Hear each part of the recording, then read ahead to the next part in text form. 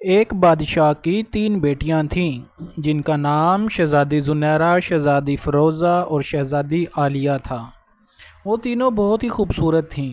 شہزادی زنیرہ اور شہزادی فیروزہ انتہائی چالاک اور شاطر دماغ کی مالک تھیں۔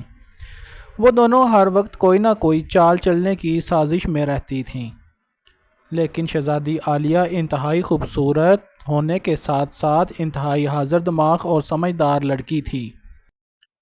شہزادی عالیہ کی ماں بچپن میں ہی وفات پا چکی تھی۔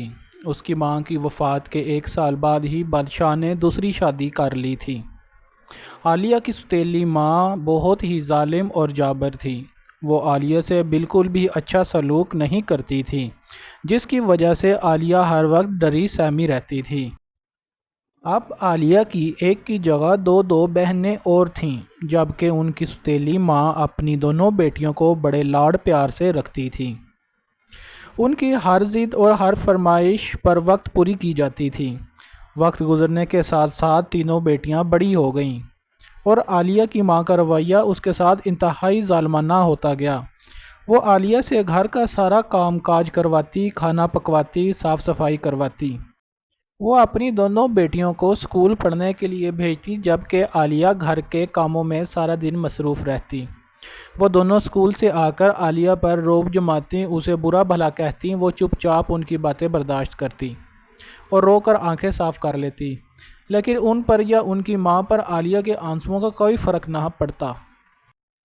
ایک دن بادشاہ کے دوست کے بیٹے کی شادی کا دعوت نامہ آیا۔ بادشاہ نے اپنی بیوی اور بیٹیوں کو حکم دیا کہ شادی میں جانے کی تیاری کرو۔ یہ سن کر سب بہت خوش ہوئے اور تیاری کرنے لگے۔ سب نے اپنی اپنی پسند کے کپڑے اور باقی سامان خریدا اور شادی میں جانے کے لیے روانہ ہوئے۔ شادی کا سیٹ اپ بہت ہی شاندار لگایا گیا تھا اور بڑی دھوم دھام سے شادی شروع ہو گئی۔ شادی میں بڑے نامور اور مشہور لوگوں کو مدعو کیا گیا تھا۔ اسی شادی میں شہزادی عالیہ کی ملاقات ایک خوبصورت شہزادے سے ہوئی، جو شہزادی کو پہلی نظر میں ہی اچھا لگنے لگا، لیکن شہزادی عالیہ اپنی سوتیلی ماں کے ڈر کی وجہ سے شہزادے گلفام سے زیادہ بات چیت نہیں کر پا رہی تھی، کیونکہ ان کی ماں چاہتی تھی کہ شہزادہ گلفام اس کی دونوں بیٹیوں میں سے کسی ایک سے شادی کرے اور ان کے محل کی رانی بن جائے۔ ان کی ماں نے دونوں بیٹیوں کو شہزادے گلفام کے پیچھے لگا دیا تھا، لیکن شہزادہ بھی شہزادی عالیہ کو پسند کرنے لگا تھا اور شہزادی سے شادی کا اظہار کیا۔ شہزادے نے شہزادی عالیہ کے گھر رشتہ بھجوایا۔ عالیہ کی سوتیلی ماں نے عالیہ کی بجائے اپنی بیٹی کا رشتہ بڑی چالاکی سے شہزادے سے طے کر دیا، جبکہ شہزادے کو اس بات سے بالکل لا علم رکھا گیا، یہاں تک کہ شادی کی تاریخ طے کر دی گئی۔ آخرکار شادی کا دن آ پہنچا۔